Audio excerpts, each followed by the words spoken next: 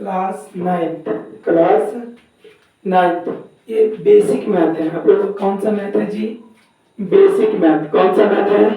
Basic math. तो ये सब आप लोगों को पहले से ही आना चाहिए था। ये सब पहले आपको क्या आना चाहिए था? आना चाहिए था। ये सब अभी पढ़ाने के लिए नहीं, लेकिन तो ये सब आप लोगों को समझ में आना चाहिए। हाँ, समझ में आना चाहिए। ध्यान से देखो क्या कह रहे हैं हम। प्राकृत संख्या। क्या बोले? प्राकृत संख्या। प्राकृत संख्या किसको बोलेंगे?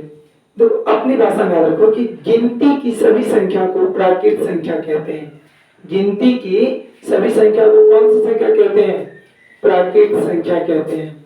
गिनती की सभी संख्या को प्राकृत संख्या कहते हैं। हाँ है ना? तो यहाँ पे लिखा भी वही है कि गिनती की सभी संख्या को प्राकृत संख्या कहते हैं। प्राकृत संख्या को हम इंग्लिश में नेचुरल नंबर बोलते हैं। क्या बोलते हैं जी? Natural number. देखो हम लोग पहले समझो कि गिनती शुरू कहां से करते हैं। 1 2 3 4 1 2 3 4 5 6 7 8 9 10 अनंत तक। तो वहां गिनती जहां से हम शुरू करेंगे और वो अनंत, इसको हम बोलते हैं अनंत तक। गिनती की कोई अंत नहीं है। आप शुरू करो 1 2 3 4 5 6 7 8 9 10 11 12 1001 1002 10001 10002 10003 10000 5 लाख 100 5 लाख 200 5 लाख 300। कहने का मतलब कि इसका ये अनंत तक होगा, ये कभी खत्म नहीं होगा। तो याद रखना कि गिनती की सभी संख्या को प्राकृत संख्या कहते हैं। गिनती की सभी संख्या को क्या बोलेंगे? प्राकृत संख्या बोलेंगे। जैसे में 1 2 3 4 5 डॉट डॉट अनंत तक। प्राकृत संख्या को n अक्षर से सूचित किया जाता है। प्राकृत संख्या को कौन से अक्षर से सूचित करते हैं? n अक्षर से। प्राकृत संख्या को n अक्षर से सूचित किया जाता है। n का अर्थ होता है नेचुरल नंबर। अभी आप जैसे आप ही में से किसी का नाम मान के चलो मोहन है। किसी का नाम क्या है जी? मोहन है। मोहन, तो मोहन कुमार, तो उसको हम क्या लिखेंगे? m के। तो मोहन को हम किस से सूचित किए? m के से सूचित किए। उसी तरह नेचुरल नंबर को हम कौन सी संख्या से सूचित, कौन से अक्षर से सूचित करेंगे? n अक्षर से। कहने का मतलब है कि प्राकृत संख्या को n अक्षर से सूचित किया जाता है।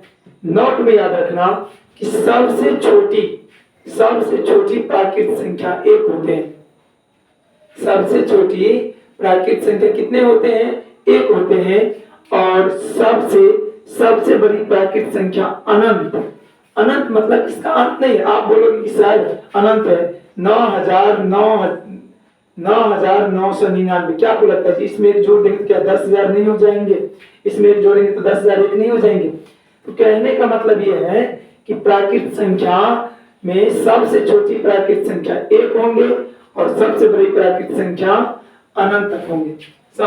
समझने में किसी को कोई दिक्कत नहीं होनी चाहिए। अब आगे देखो, चलो प्राकृत संख्या के बाद आते हैं हम लोग पूर्ण संख्या पे। किस पे आते हैं जी? पूर्ण संख्या। पूर्ण संख्या किसको कहते हैं?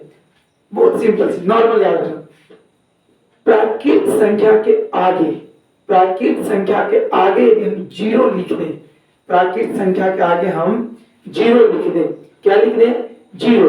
कहने का मतलब ये हुआ कि यदि हम शून्य से यदि हम गिनती करना शुरू करें, शून्य से हम प्राकृत संख्या में गिनती 1 से करेंगे, लेकिन पूर्ण संख्या में हम गिनती 0 से करेंगे।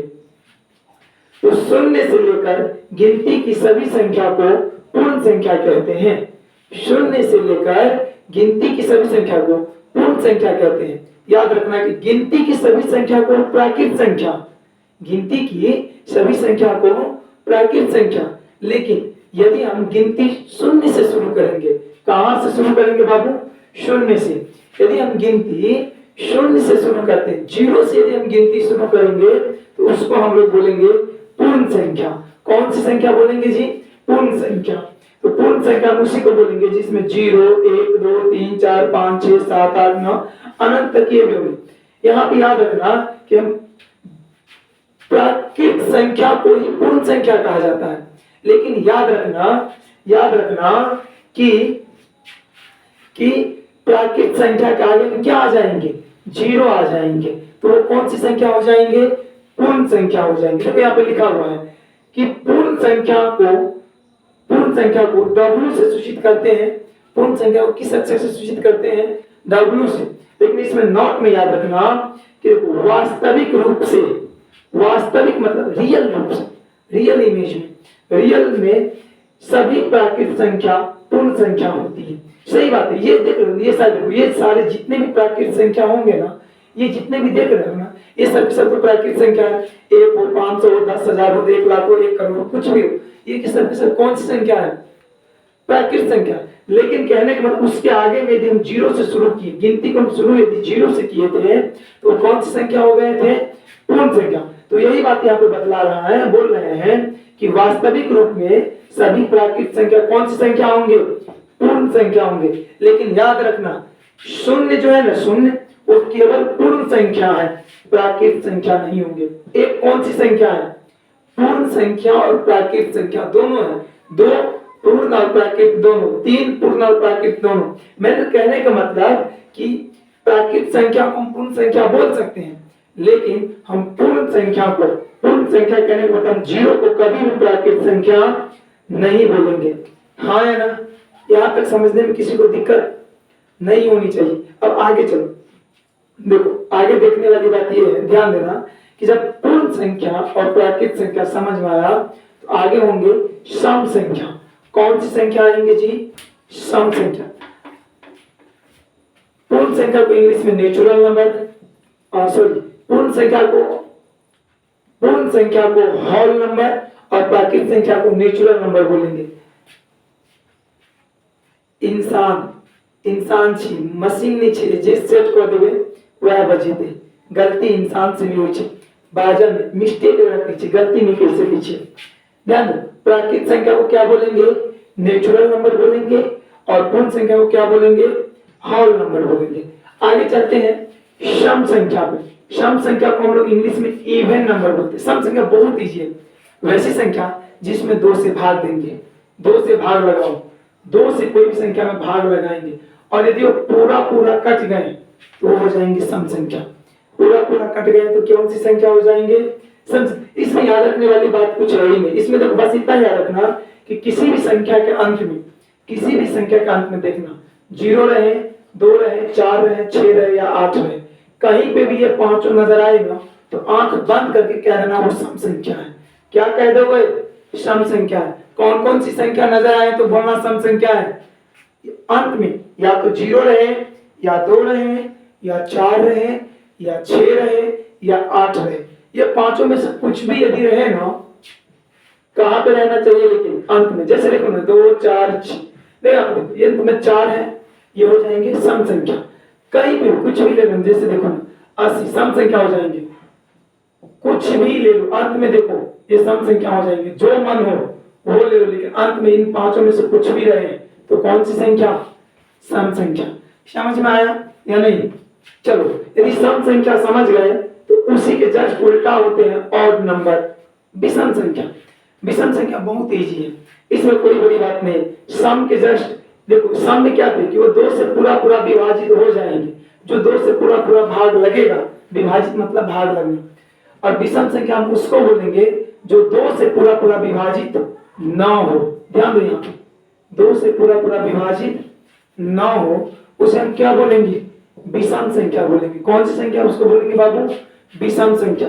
जैसे 5, 7, 9, 13, 17। यहाँ पे ध्यान दो, विषम संख्या को पहचानने का क्या तरीका है कि यदि किसी के अंत में 1 रहे, 3 रहे, 5 रहे, 7 रहे या 9 रहे, 1 रहे, 3 रहे, 5 रहे, 7 रहे या 9 रहे, ये कहीं पे भी देखना, किसी भी जगह अंत में देखना, तो उसको हम समझ जाएंगे कि वो विषम संख्या है। ये पांचों 0, 2, 4, 6, 8 रहे तो सम, 1, 3, 5, 7, 9 रहे तो विषम। देखो यहाँ लिखा हुआ तो वह विषम संख्या होगा। यहाँ तक समझने में किसी को दिक्कत नहीं। आगे पूर्णांक संख्या। पूर्णांक संख्या इसको इंग्लिश में बोलते हैं इंटीजर नंबर। देखो -1, 2, 3, 4, 5, -1, -2, -3, -4, -5 -6 -7 -8 -1 लाख -2 लाख -4 लाख, ये सब के सब जो है ना, या फिर 1 2 3 4 5 1 2 3 प्लस में भी, तो ये सारे के सारे संख्या को हम लोग क्या बोलेंगे, पूर्णांक संख्या बोलेंगे। जैसे -50 50 -60 60, ये सब के सब जैसे पूर्णांक संख्या। कौन सी संख्या बाबू, पूर्णांक संख्या। पूर्णांक संख्या को हम लोग आई या जेड से सूचित करते हैं। पूर्णांक संख्या को किससे सूचित करते हैं, आई या नहीं तो जेड से सूचित करते हैं। आइए पूर्णांक के बारे में थोड़ी सी बात। पूर्णांक 3 प्रकार के नहीं कहना चाहिए लेकिन होते हैं। देखो, एक होते हैं ऋणात्मक पूर्णांक, एक होते हैं धनात्मक पूर्णांक। एक होते हैं ऋणात्मक पूर्णांक, एक होते हैं धनात्मक पूर्णांक और एक होते हैं शून्य पूर्णांक। देखो, जिसको माइनस में जिस भी चीज को गिनती करेंगे वो हो जाएंगे ऋणात्मक पूर्णांक। ऋणात्मक पूर्णांक को इंग्लिश में बोलते हैं निगेटिव नंबर, ऋणात्मक संख्या। जो माइनस में आ जाए उसको बोलेंगे ऋणात्मक संख्या अर्थात ऋणात्मक पूर्णांक, और जो प्लस में आ जाए उसको हम बोलेंगे पॉजिटिव नंबर अर्थात धनात्मक पूर्णांक। लेकिन एक बात दिमाग में बैठा लो, दिमाग में रखना कि शून्य जो होते हैं ना, क्या बोले, शून्य, जीरो जो होते हैं ना, जीरो, वो ना तो धनात्मक होते हैं ना तो ऋणात्मक। देखो, ये ना तो धनात्मक है और ना ही ऋणात्मक है। शून्य एकलौता ऐसी संख्या है जो ना तो धनात्मक होंगे और ना ही वो ऋणात्मक होंगे। याद रखना, शून्य कौन सी संख्या है, शून्य एक तो पूर्ण संख्या है, दूसरा ना तो ऋणात्मक है ना तो वो धनात्मक है। हाँ है ना, किसी को समझने में कोई दिक्कत? यदि दिक्कत होगा तो हमारे जो अपने पर्सनल नंबर है, बार बार बोलते हैं, इस नंबर पे कॉल कर लिया करो। समझ रहे हो ना, ये जो नंबर देख रहे हो 98 18 96 45 13, इस नंबर पे व्हाट्सएप मैसेज करो या कॉल करो। कभी भी कोई भी यदि दिक्कत हो तो इस नंबर पे कॉल करके बात कर सकते हो। ये 9th क्लास की बेसिक मैथ है, इनमें आप लोगों की कोई भी परेशानी नहीं होनी चाहिए। और आप लोग पढ़ाई लिखाई करो, पढ़ाई लिखाई करोगे ना तो आगे जाओगे, और नहीं करोगे ना तो बहुत आगे तक जाओगे। हाँ नहीं, सच में बोल रहे हैं, बहुत आगे तक जाओगे। इसीलिए मस्ती में पढ़ाई, टेंशन लेके पढ़ना ही नहीं है।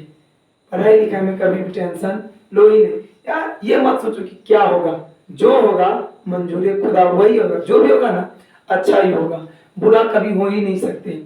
समझ, देखो, दुनिया आपको भले ही धोखा दे या न दे, दुनिया आपको धोखा दे या न दे, लेकिन एक बात याद रखना कि ये जो विद्याएं हैं, ये जो हम लोग अर्जित करते हैं, ये जो हम लोग कहीं ना कहीं से अर्जित करते हैं, लेते हैं, ये कभी धोखा नहीं दे सकते हैं। इसलिए कहावत है कि दुनिया के इंसान आपको धोखा दे सकते हैं लेकिन सरस्वती कभी आपको धोखा नहीं देंगे।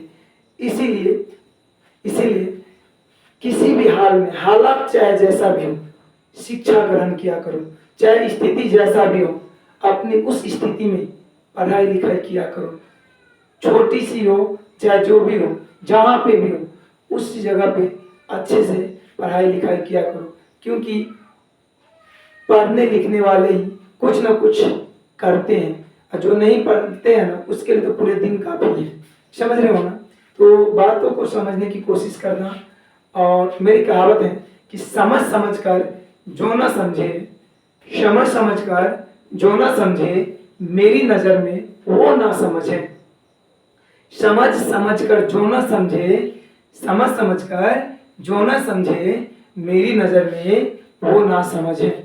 इसीलिए मैं बोलता हूँ कि समझने की कोशिश करो। नहीं, एक बार में नहीं समझ में आता है, बार बार देखो, 1000 बार देखो। ये देखने की चीज है, फिर से एक बार देखो, कुछ ना कुछ याद होंगी, कुछ ना कुछ आप लोगों को समझ में आएंगे। इसी के साथ आज की क्लास यहीं पे समाप्त होती है। और कल के लिए आप लोगों को फिर जो टाइम है वो आप लोगों का टाइम जानते हो कब से कब है?